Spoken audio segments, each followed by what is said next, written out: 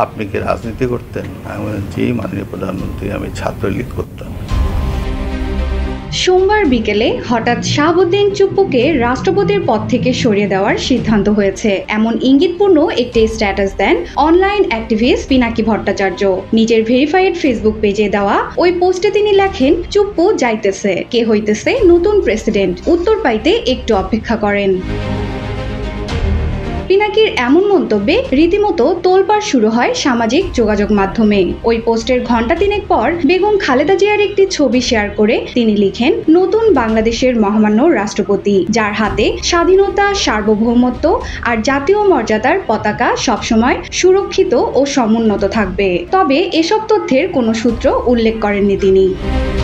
ওয়ালটন এখন দেশের সীমানা পেরিয়ে পৌঁছে গিয়েছে 50টিরও বেশি দেশে। ওয়ালটন, ঘরে ঘরে বিশ্বজুড়ে।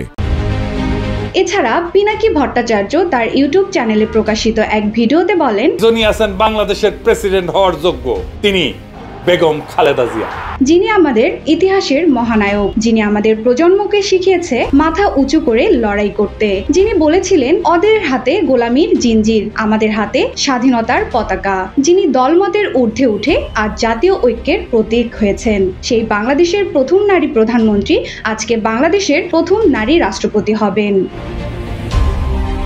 তিনি আরো বলেন, খালেদা জিয়া আর প্রফেসর ইউনূস, এই দুই মুরব্বি মিলে আমাদেরকে নতুন বাংলাদেশের সূচনায় পৌঁছে দেবে। খালেদা জিয়া বাংলাদেশকে শুধু দিয়েই গেছেন, আমরা ওনাকে কিছু দিতে পারিনি। বাংলাদেশ ওনাকে রাষ্ট্রপতি বানিয়ে নিজে সম্মানিত হতে চায়।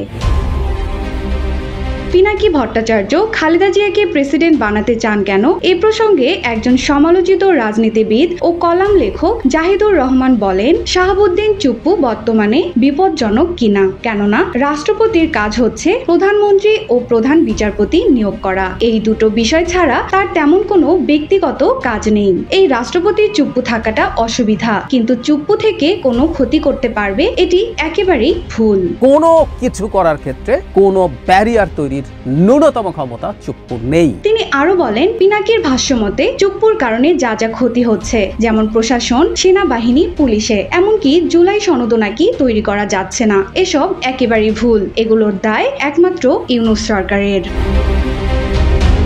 ডেস্ক রিপোর্ট, জয় জয় দিন।